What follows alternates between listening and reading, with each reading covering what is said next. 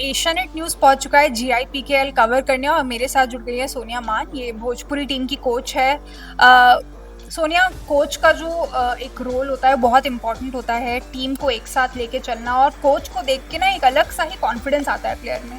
तो ये इस पोजीशन में आप लग रहा है कि क्या क्या चैलेंजेस आपको फेस करने पड़े? चैलेंजेस तो मैम बहुत फेस करने पड़ते हैं, क्योंकि अब जैसे GIPKL में हमारी जैसे टीम परफॉर्म कर रही है, अलग अलग कंट्री के भी बच्चे हैं उसमें, अलग स्टेट के भी बच्चे हैं। जैसे आई थिंक तमिलनाडु का भी हमारे में एक बच्चा है, तो उनके साथ कम्युनिकेशन करने में, क्योंकि उनकी लैंग्वेज हमें समझ में नहीं आती, लेकिन फिर भी हम चाहते हैं कि अपनी टीम को एक अच्छा सिखाएं और अच्छा, ताकि परफॉर्मेंस अच्छा दे हमारी टीम। बाकी चैलेंजेस ऐसे कोई वो चैलेंज नहीं है कि हमारी टीम कैसा परफॉर्म करेगी। ऑफ कोर्स अगर हमने उन्हें कोचिंग अच्छी दी है, फर्स्ट होता है डिसिप्लिन। अगर हमारे बच्चे डिसिप्लिन में हैं, वो ऑफ कोर्स 110% अच्छा करेंगे ही। तो आपकी जर्नी कहाँ, अगर मैं आपकी जर्नी की बात करूँ, वो वहाँ उसकी शुरुआत कैसे हुई? मैम, मैंने 7th क्लास से स्टार्ट किया था गेम, और आज मैं यहाँ हूँ एक कोच की पोजीशन पे। फैमिली का मेरा बहुत सपोर्ट है। मेरी शादी हो गई, 2 साल मेरी शादी को हो चुके हैं। मेरे जो सास ससुर हैं वो भी बहुत अच्छे हैं, और इनफैक्ट सबसे बड़ा रोल प्ले करते हैं शादी के बाद हस्बैंड। और अगर आज मैं यहाँ हूँ, बच्चों को सिखा रही हूँ, और इस लेवल पे अगर मैं इस लीग में हूँ, तो मैं इसका क्रेडिट अपने हस्बैंड को देना चाहूँगी। मतलब बहुत सपोर्टिव है। तो ये जो एक इन्होंने बताया कि हस्बैंड का काफ़ी सपोर्ट है, तो ये काफ़ी एक सुंदर मैसेज आता है कि अगर आप मैरिड हो भी और आप एक कोच का रोल कर रहे हो, तो अगर आपके इन लॉज और आपके हस्बैंड आपको सपोर्ट कर रहे हैं तो काफ़ी अच्छा चलेगा करियर।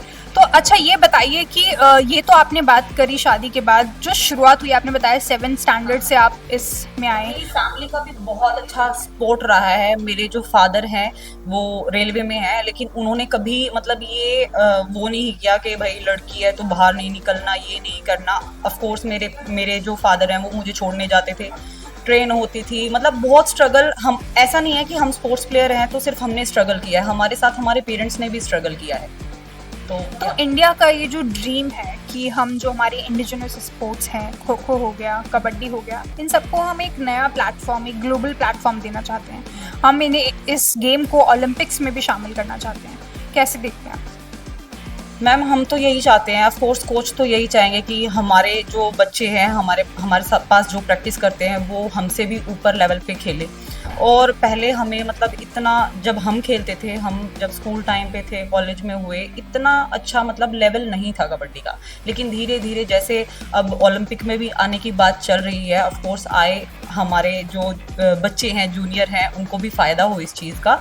तो ऑफ कोर्स हम तो यही चाहेंगे कि और अच्छी लेवल। तो गवर्नमेंट की तरफ से आपको क्या रिक्वायरमेंट्स है, आप क्या चाहते हैं गवर्नमेंट की तरफ से? क्योंकि गवर्नमेंट जो है वो इन सब इनिशिएटिव्स को पुश कर रही है, बट आप ऑन अ पर्सनल लेवल, या तो वो इंफ्रास्ट्रक्चर हो गया या फिर और फैसिलिटीज़ हो गई हमारे प्लेयर्स के लिए, डाइटिशियन हो गया, या और भी इक्विपमेंट्स, आजकल टेक्नोलॉजी भी जो है वो काफ़ी मेजर रोल प्ले कर रही है। तो इन सब के लिए आपकी गवर्नमेंट से क्या रिक्वायरमेंट है? मैम, गवर्नमेंट का तो अगर मैं ये बताऊं कि स्टार्टिंग में जो है पहले इतना नहीं सपोर्ट था, लेकिन अब धीरे धीरे जैसे अब ओलंपिक पे भी, जो जैसे मैंने पहले बोला, ओलंपिक पे भी आने की बात चल रही है, प्रो कबड्डी में। लेकिन एक ही सीज़न हुआ है लड़कियों का, बट मे बी हम तो यही चाहेंगे कि आगे जो है गर्ल्स के भी आए, मैच हो उसमें, प्रो कबड्डी में गर्ल्स का भी आए।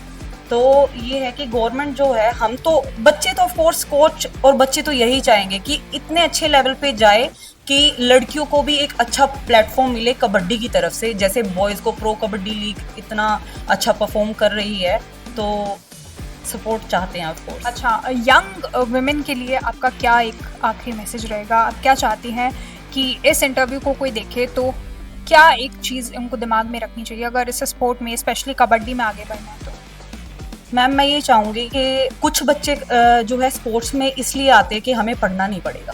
सबसे पहली बात ये होती है कि जिन्हें पढ़ना नहीं है वो स्पोर्ट्स में घुस जाओ। ऐसा बिल्कुल भी नहीं है। मैं सबको यही बोलना चाहूँगी कि जो बच्चे प्लेयर अच्छे हैं, नो डाउट प्लेयर अच्छे हैं, लेकिन वो भी अपनी स्टडी को कंप्लीट करें, क्योंकि आगे जब आप एक लेवल पे जाते हो, आप अच्छे प्लेयर बन जाते हो, तो आपकी लैंग्वेज और आपकी नॉलेज भी डिपेंड करती है कि आप वहाँ पे कितना स्टैंड करते हो। आप अपने आप को अनकंफर्टेबल फील नहीं करते, आप अदर कंट्री में जाते हो उनके सामने अनकंफर्टेबल फील नहीं करते, अगर आपने अपनी एजुकेशन भी अच्छे से की है।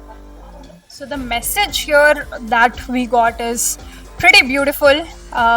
That the students who do not want to study, they choose a sport sometimes, but it should not be the case. They should complete their studies, क्योंकि आगे जाकर अगर उन्हें ग्लोबल लेवल पे खेलना है, ग्लोबल लेवल को कंट्री को रिप्रेजेंट करना है, तो studies is a must and it should go hand in hand with sports.